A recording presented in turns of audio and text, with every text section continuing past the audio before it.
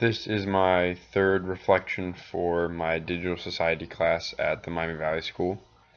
And I'd like to begin this reflection by talking about my experience with the tracking program on my computer.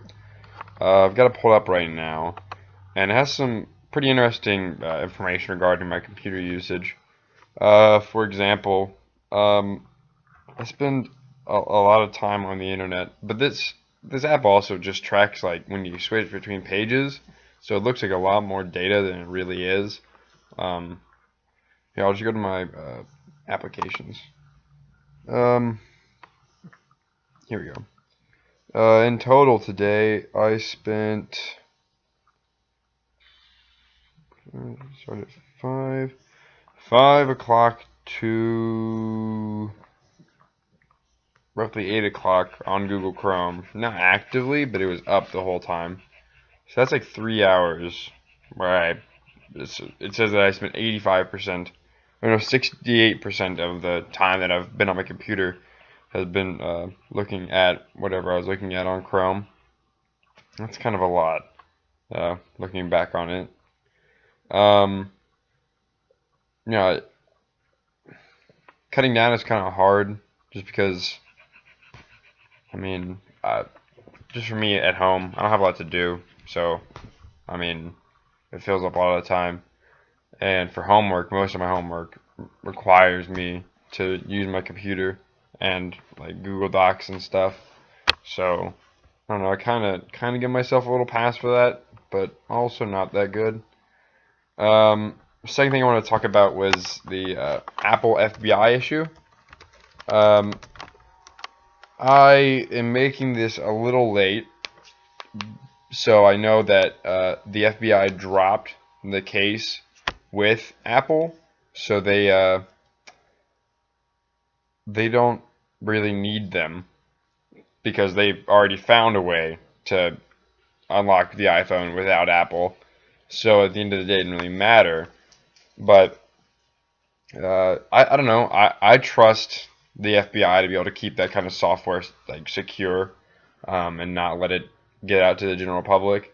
I'd be a little less, or I'd be a little more skeptical about Apple if it made the software and contained it within its own company, just because I realize that they probably have world-class security, but they're still just a company, and they don't have all of the U.S. government backing them. And hacking Apple is probably, I'm guessing here, but it's probably lower risk than hacking the FBI. I could be wrong, but uh, it sounds likely to me. Um, I'd like to talk about how I've connected what I've learned in this class with other classes. Um,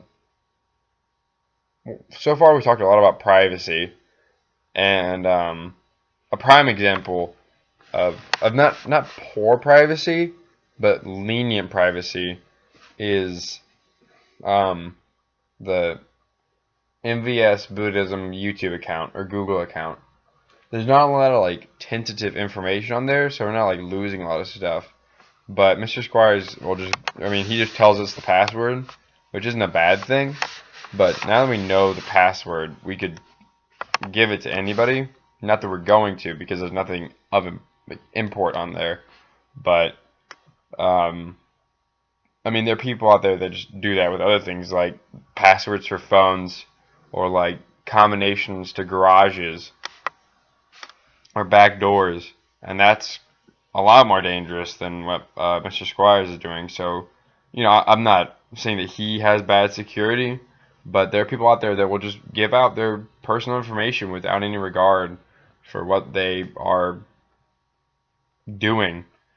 And that makes me really nervous just because I don't do that, but if I trust somebody to give my personal information, I don't know that they won't give it away.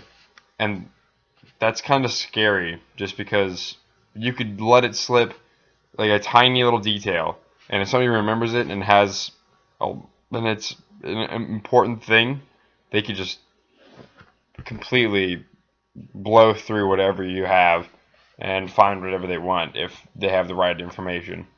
And that's not so hard today.